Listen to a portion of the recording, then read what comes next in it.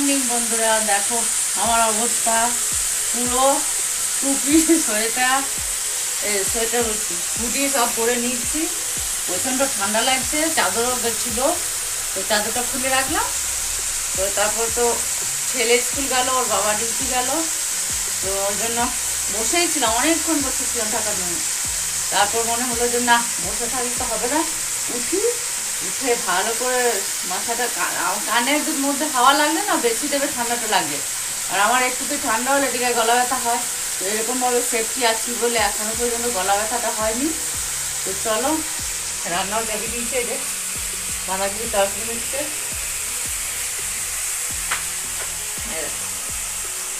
দেখা যাচ্ছে কিনা জানি না, মানে অন্ধকার অন্ধকার তো এখনো সেভাবে রোদও দেয়নি, মেঘলা মেঘলা হয়ে আছে। বাঁধাকপি তরকারিটা হয়ে যাক, তারপর ভাতটাও চাপিয়ে দেবো। তারপরে এখন এটা খুলবো না, এখন বাইরে অনেক কাজ আছে। চলো, দেখো এখনো রোদ উঠেনি, রোদটা উঠতে এখন টাইম লাগবে। রান্নাঘরটা পরিষ্কার করি, প্রচুর টিফিন বানিয়েছি সকালে, তো টিফিন বানানোর পরও গুছানো হয়নি, পুরো ওলঢাল হয়ে আছে। ঠান্ডায় কিছু কাজ করতে ইচ্ছা করছে না, আমাদের মানুষ বসে থাকি সব ঠিক করে। তো চলো আমাদের তরকারিটা করে নিই। তরকারিটা ভাত একটা সিম্পল রান্নাই করবো।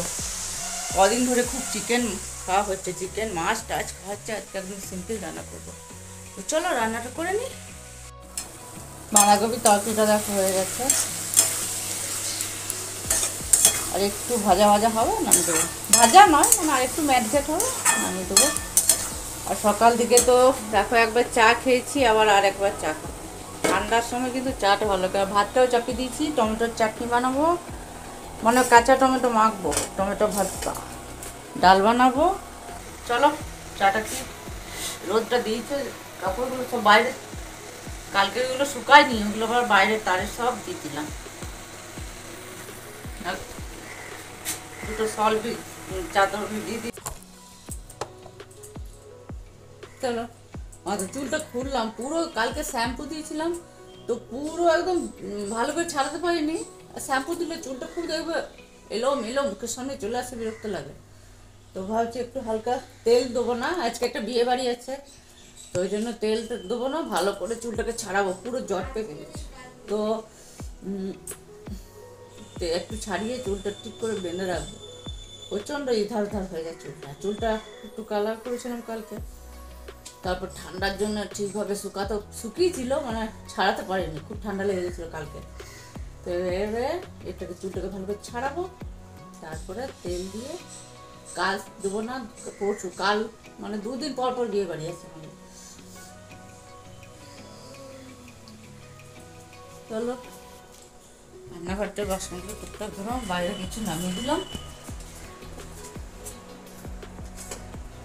হয়ে যাক। ঠান্ডাতে কিছু মানে ইচ্ছা করছে না, কিন্তু কাজ শুরু করে দিলে কিন্তু তখন আর ইয়ে হয় না, ঠান্ডা লাগে না। তো যতক্ষণ ওই বসে থাকবো চুপ করে, ততক্ষণই কিন্তু ঠান্ডাটা লাগে, তাই না? চলো চুলটা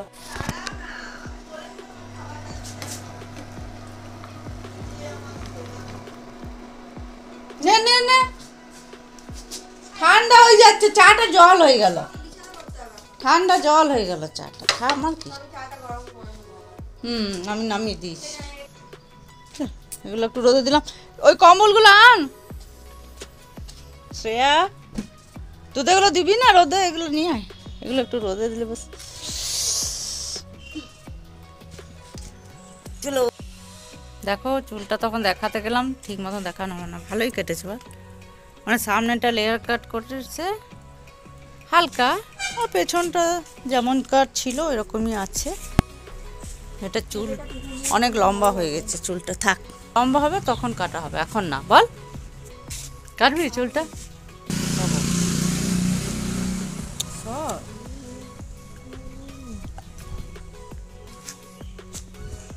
অনেক বেলা হলো, চান করে একটু রোদটা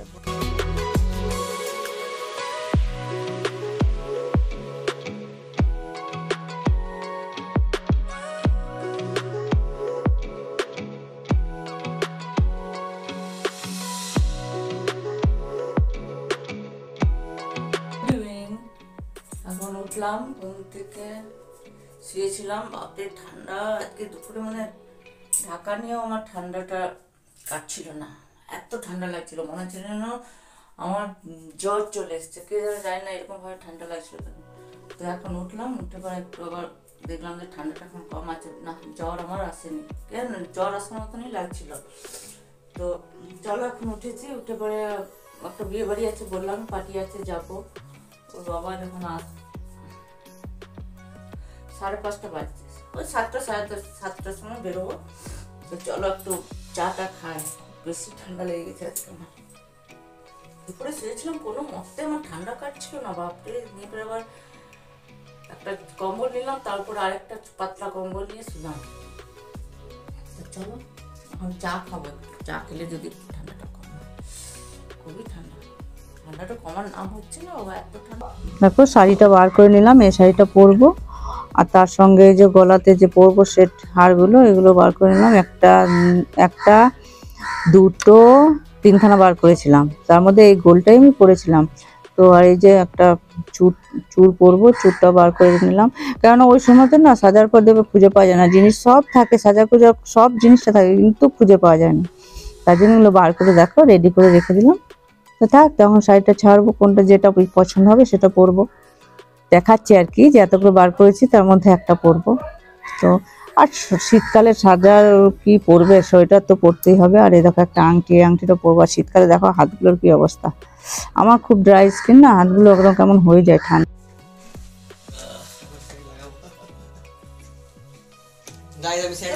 রেডি হচ্ছি, এই যে হাতটা পরলাম, রেডি হয়ে তারপরে আসছি। চলো রেডি হয়ে গেছি, সোয়েটারটা পরেই নিলাম, ঠান্ডা লাগছে খুব। শীতকালে তো এই একটা জিনিস, এতই সাজো এটা সোয়েটার পরতেই হবে। আমি রেডি হয়েছি, এই যে মেয়েও রেডি হয়ে গেছে। চলো বেড়াই, অন্ধকার ঠান্ডা।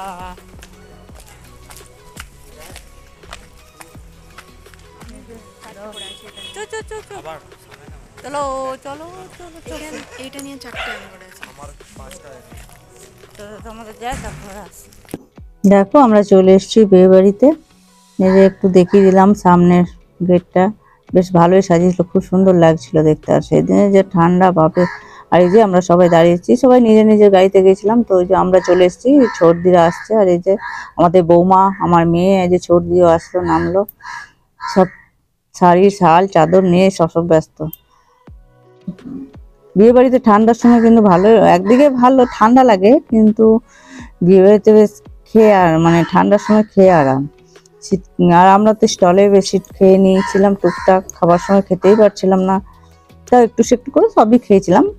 আর এই যে চলো সবাই ঢুকছি, সবাই এক জায়গায় হয়ে গেছি, দিদিরা আমরা সবাই মিলে। এই যে বিয়ে বাড়ি, এখানে আমরা ভেতরে ঢুকে পড়েছি আর যাচ্ছি ওই সাইডে। দেখো বরকনের এখানে ছবি দেওয়া ছিল, তারপরে একটু ঘুরলাম, ওইখানে স্টলে খাওয়া দাওয়া করলাম, টুকটাক খেলাম, বিয়ে বাড়ি ফটো তুললো সবাই চারিদিকে। আর এই দেখো ওইখানে ওই যে মানে রিসেপশনের যে কোণে ওখানে আছে, তো আমি আর দিদি যাচ্ছি এই যে গিফটটা দিতে। তো বেশ ভালোই ফটো ভালো তুলবো। দেখো আমি ঘুরিয়েও তোমাদেরকে একটু দেখিয়ে দিলাম, সব জায়গাটা বেশ ভালো বড় ছিল, বড়সড় ছিল, খুব সুন্দর, মানে চারিদিকটা বেশ ফাঁকা ফাঁকা ছিল, লাইটিং করেছিল, খুব সুন্দর লাগছিল। এই দেখো তোমাদেরকে একটু ঘুরিয়ে আমি দেখিয়ে দিলাম। তারপরে এবারে সবাই মিলে ওইখানে খাওয়া দাওয়ায় যে গণেশের দেখো একটা মূর্তি দিয়েছে, এখানটা খুব সুন্দর লাগছে, এখানে আমি ফটোও তুলেছি। আর এই দেখো সবাই এক জায়গাতেই সবাই আছি, তারপরে এবারে খাওয়া দাওয়া হবে। তো ঠান্ডাটা খুব বেশি পড়েছিল, তো ওই জন্য সবাই বললো বেশি রাত করবো না। আমরা বসে গেছি খাবার টেবিলে, দেখো হাসি, দেখো হাই করছে আমাদের সেই যে নাতি আর আমার ছেলে, সব বসে হাই হুই যা পারছে করছে। তো এরা তো আমার ছেলে তো স্টল গুলো না এতই খেয়ে নিয়েছে, খাবার সময় আর কিছু খেতে পারছে না। ও কেন এই সেরকম কিছু খেতে পারে, যে খাবারের চলে এসছে প্রথমে, যে দেখো খাচ্ছে আমার। তো সবাই শুরু করে দিচ্ছে খাওয়া। দেখো আমি খাচ্ছি, পাশ দিল, তো আমার বেশ ভালোই লাগে ওটা খেতে, মিষ্টি মিষ্টি মশলা দিয়ে থাকে, মৌরি থাকে, আর কি কি থাকে চকলেটের মতো। তো খাওয়া হলো না, আমি চল এবার সব বাড়ি চল বাবা, ঠান্ডা থাকা যাচ্ছে না। ওরে দেখো এরকম অবস্থায় বাড়ি আসলাম, এত ঠান্ডা মনে হচ্ছে যেন বরফ পড়ছে। মানে দরকার নেই বাবা আমার, যাওয়ার সময় একটুকু সেজে কুজে ভালো করে স্টাইল মেরে গেলাম, আসার সময় একদম পুরো ঢাকা ঢুকি নিয়ে দুজনেতে চলে এসেছি। আর ছেলে মেয়েটা আসছে ওরা আমার বোনপোর সাথে গাড়িতে। বাবারে শীতকালে বিয়ে বাড়ি বড্ড কষ্ট, কিন্তু খেয়ে আরাম, কিন্তু এই যে খুব কষ্ট। দেখো পুরো শরীর একদম বরফ হয়ে গেলো, জামা প্যান্ট পুরো ঠান্ডা। কালো একটা আছে, জানি না যেতে পারবো কিনা, বুঝতে পারছি না, ঠান্ডা দেখে যেতে মনে হচ্ছে না যায়, কিন্তু দেখা যাক এখন কি হয়। তো চলো, আর বেশি কথা বলছি না বাবা, আমি একদম ঠান্ডা হয়ে গেছি। চলো ড্রেস চেঞ্জ হলো বাবা রে, তারপরে এই যে বসে আছি, মেয়ে মেকআপটা উঠাচ্ছে। মেকআপ মানে আমরা সেরকমভাবে মেকআপ করি না, হালকা শুধু ইয়ে লাগে, কি বলে ফাউন্ডেশন নাকি একটুই লাগাইবে, খুব একটা মেকআপ আমরা করি না। আমিও করি না, মেয়েও করি না। তো এই যে লিপস্টিকটা তো উঠাতে হবে। দাঁড়া, এখনই অত বলতে পারবো না। না না, বিছানা করতে ভাই সুখে দাঁড়াও মা, দাঁড়াও, মুখটা একটু দাঁড়া। হ্যাঁ চলো, এখানে ভিডিওটা তাহলে রাখি। তোমরা দেখো ভিডিওটা কেমন লাগে, একটা কমেন্টে জানাবে। আর ভিডিওটা বেশি বড় করছি না, আবার একটা নতুন ভিডিওর সাথে দেখা হবে। Tata, bye bye.